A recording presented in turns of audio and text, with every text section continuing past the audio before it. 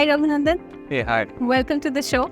Everyone, we have Raghunandan with us, who was running TaxiForSure and founded the company as well, right? Yes. So, Raghunandan, we'd love to understand what has your journey been like? And first, how did you jump into entrepreneurship? What made you do that? And then it's a phenomenal journey if you were able to sell it then to Ola. And then what next? Just an overview. Oh, interesting. So I think we started my first venture in 2010, way back in where people didn't even know what startup was.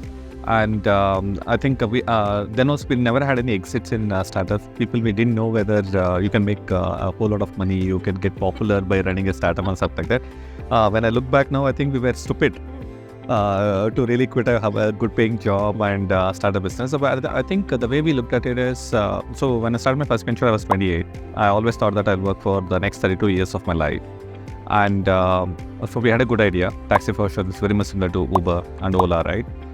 So we thought we'll give 2 years for it, right? So 2 years out of 32 years is no big deal. Right, and if anything happens, then we'll have a story to tell. If nothing happens, we'll be probably better at the consulting job that I used to do earlier.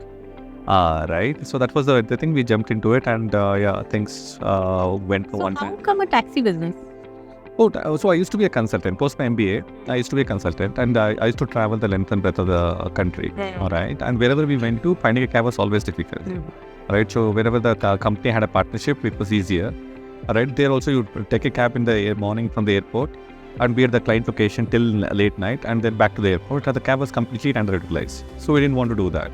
But whenever you want a cab, you don't find one. Yeah. But what we could see was when you come out of the road, there are so many free cabs on the road. Right, just because somebody else call center is busy, we are not able to find the road. So then that was the time when we used to have those smartphones. Yeah. And we would see that it's so easy to track people. Yeah. If a customer can get to see which are the free cabs in and around them, and if you provide a channel for them to communicate with the driver directly, the customer only can do everything. Yeah. Why do you need a call center to call a taxi and do all that? So we thought we had a good idea. So instead of waiting for somebody else to implement the idea, we thought we'll give it to us. Do you come from a coding background where you just sat and did the code? No, we hired somebody. We hired somebody to do that. So, and how did funds work? Like, what was your funding phase like? So initially, so I was married then. So my wife went to Singapore to start earning in dollars. So I had quit my job, so I had a free time and had money. So I had the time of my life then. Great. Yeah. So no, that's super amazing. So in a timeline fashion, this was 2010 you Yes. started, right? So where is Uber and Ola on this timeline? So the thing is, Uber started in August 2010. We started in Ola started in October 2010. We started in December 2010.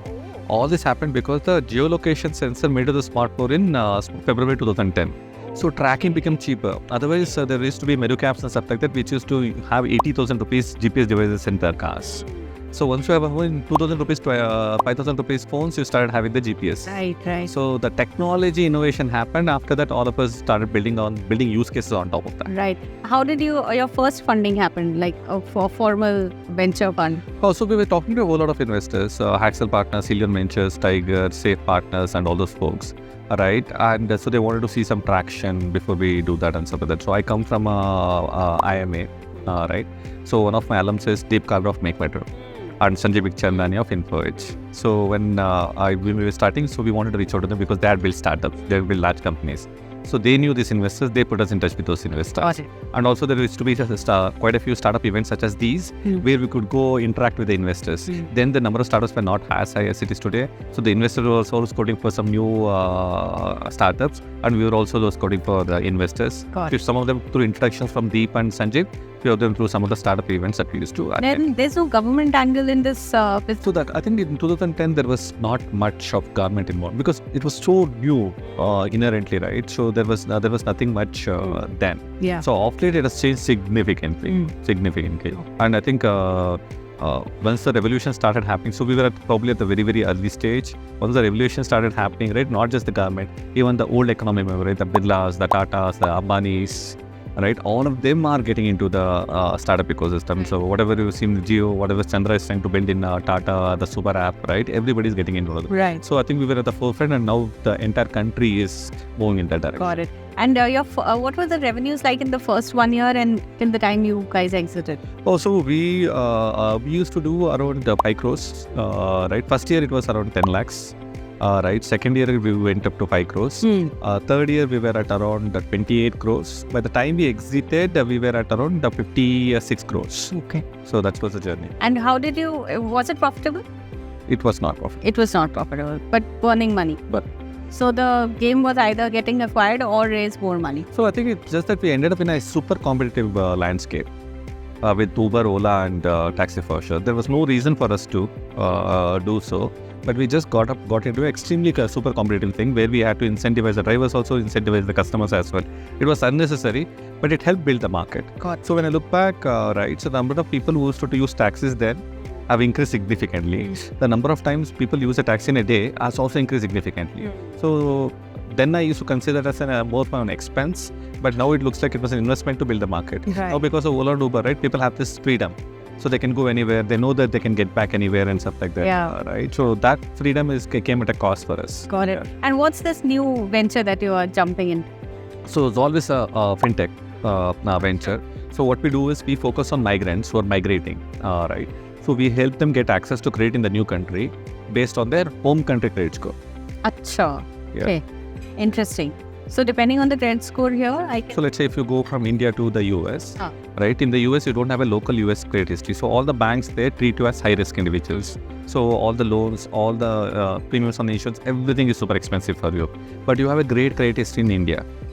They don't look at it, right? So because of which you end up being high risk, and because of which you go through a whole lot of difficult times over there. Right. So, as a fintech platform, are you going to put the documentations together and hoping that they will get recognized in those countries, or how will the regulatory part? We put our skin in the game. Okay.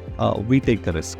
You know that you are low risk here, right? Here, this is the place where, let's say, the likes of SBI, HDFC, Axis, everybody's after you to take their credit card, take their loans or something like that. Once you go there, nobody's bothered about you. So if people can underwrite you here, we can underwrite you there based on your score here. Understood. So who's taking the loan there in US? It's in your name and given to this person? Or No. So we raise capital and we give the loan in your name itself. Okay. We give you so that life becomes a lot more easier and simpler for you. Okay. And is this for the other way around also? People We're coming back to India also, it's the same thing. Oh, that's amazing. I don't think we do have competition for this. Interesting. So, and are there any regulatory angles to running a business like this? Yes, there is compliance. It's cross-border. All right. So we get regulated there, we get regulated here. So which bodies do you have to work with in India? In India, it's mostly GST and RBI also to a large extent. Over there is the SEBI and the Fed over there, FDIC. Okay. How big is the business right now? So business currently we are at 25 crores in 2 years. Or no, $25 million. Sorry. $25 million. $25 Okay. million. Very nice. And how much time has it been? 2 years. 2.5 years. Amazing. Are you raising funds for this? No. We're well capitalized. It's a good profitable model because we acquire customers in India.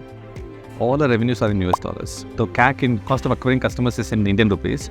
All revenues are in US dollars. Very nice. How big is the team? The team is 140 people. 140, all in Bangalore. 2 of them are in the US, New York. So we are a New York headquartered company. Achha. The rest of them in Bangalore. Okay. And any other countries where you're serving? No, this year, end of this year, we'll be in Canada. Oh, okay. Very nice. So one country at a time. Yes, we want to go understand the market, go deeper into the market, and then do that. Great, Raghunandan. So nice talking to you. Lovely.